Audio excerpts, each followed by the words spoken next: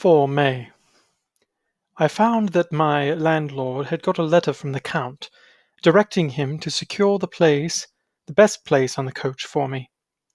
But on making inquiries as to details, he seemed somewhat reticent, and pretended that he could not understand my German.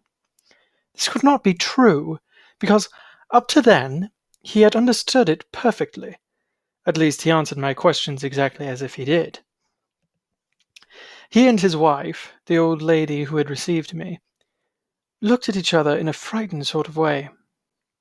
He mumbled out that the money had been sent in a letter, and that was all he knew. When I asked him if he knew Count Dracula, and could tell me anything of his castle, both he and his wife crossed themselves, and saying that they knew nothing at all, simply refused to speak further. It was so near the time of starting that I had no time to ask anyone else, for it was all very mysterious and not by any means comforting.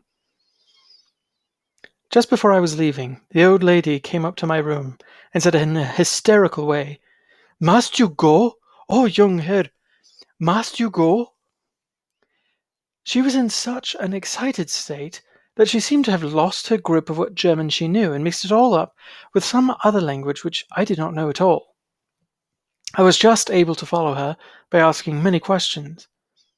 When I told her that I must go at once, and that I was engaged on important business, she asked again, "Do you know what day it is?" I answered that it was the 4th of May. She shook her head as she said again, "Oh, yes, I know that, but do you know what day it is?" On my saying that I did not understand, she went on, "It is the eve of St. George's Day. Do you not know that tonight, when the clock strikes midnight, all the evil things in the world will have full sway? Do you know where you are going and what you are going to?" She was in such evident distress that I tried to comfort her, but without effect.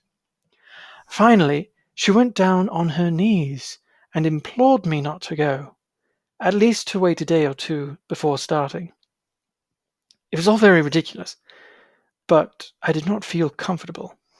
However, there was business to be done, and I could now allow nothing to interfere with it. I tried to raise her up and said as gravely as I could that I thanked her, but my duty was imperative, and that I must go. She then rose and dried her eyes, and taking a crucifix from her neck, offered it to me.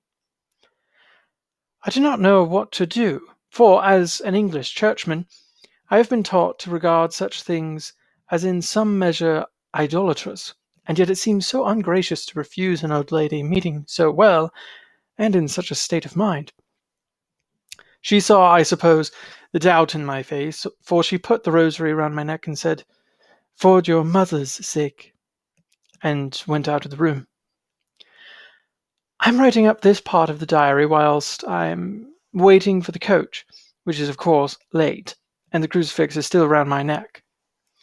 Whether it is the old lady's fear, or the many ghostly traditions of this place, or the crucifix itself, I do not know, but I am not feeling nearly as easy in my mind as usual. If this book should ever reach Mina before I do, let it bring my goodbye. Here comes the coach. 5th May, the castle. The grey of the morning has passed, and the sun is high over the distant horizon, which seems jagged, whether with trees or hills I know not, for it is so far off that big things and little are mixed.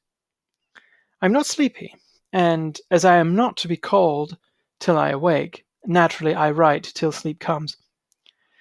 There are many odd things to put down, and lest who reads them may fancy that I dined too well before I left Bistritz, let me put down my dinner exactly.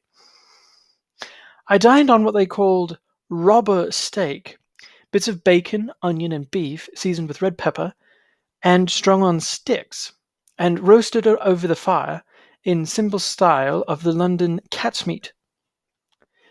The wine was golden mediage, which produces a queer sting on the tongue which is, however, not disagreeable.